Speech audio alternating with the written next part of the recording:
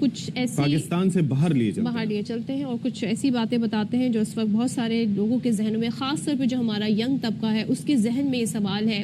آپ نے وہ رپورٹس دیکھی ہوں گے کہ کتنے ہزار پاکستانی جو ہیں وہ اسی سال ملک چھوڑ کے چلے گئے فار بیٹر فیوچر.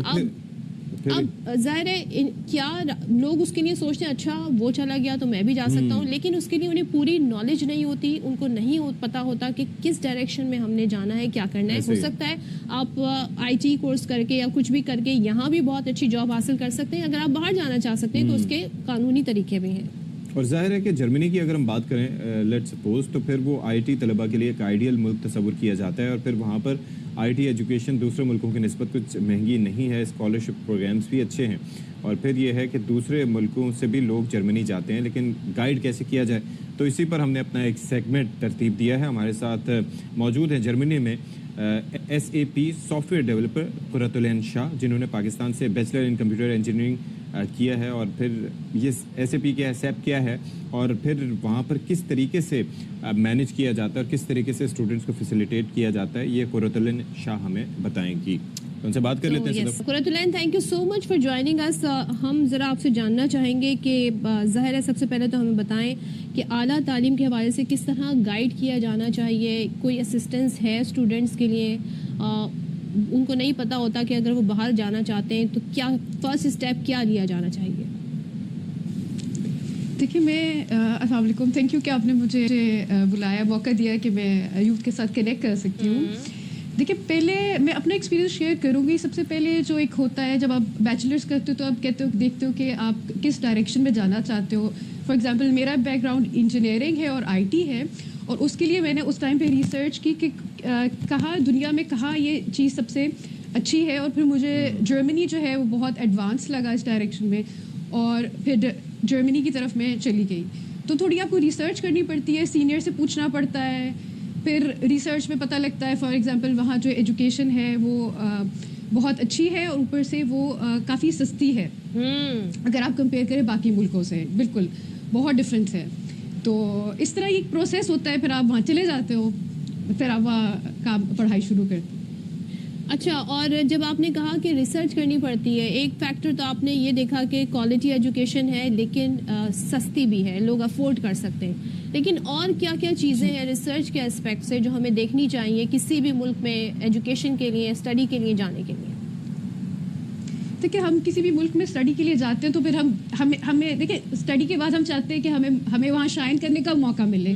جس طرح فار ایگزامپل میرے کیس میں نے وہاں سے اسٹڈی کی تو وہاں کی جرمنی کی سب سے بڑی فرم ہے ایس اے پی.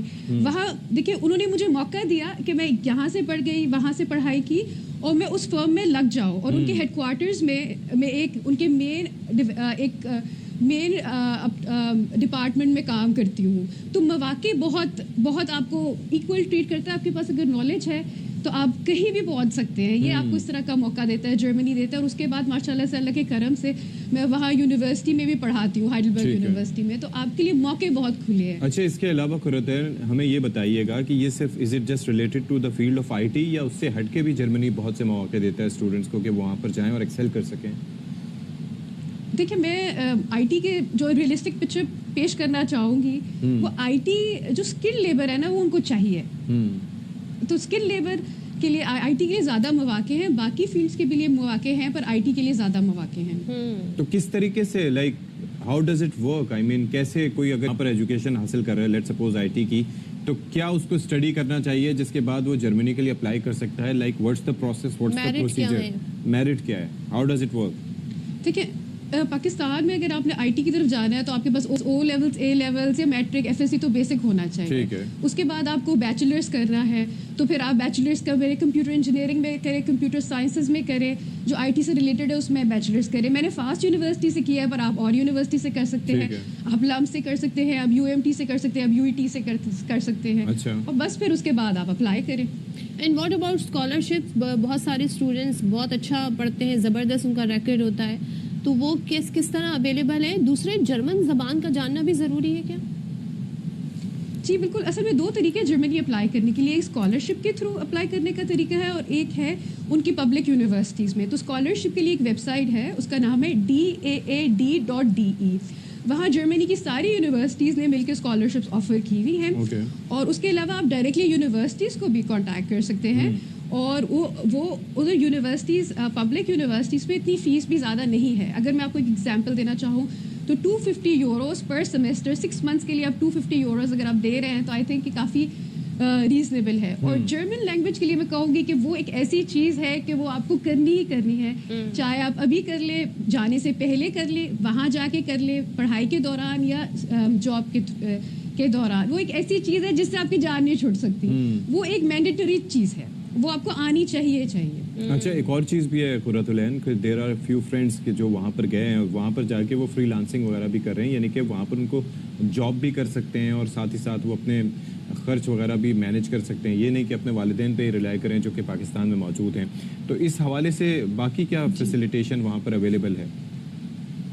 ٹھیک ہے, یہ بڑا اچھا ہے وہ اسٹوڈنٹس کے لیے, کیونکہ ان کے بچے تو کام کرتے کرتے ہمیشہ سے کام کرتے ہیں.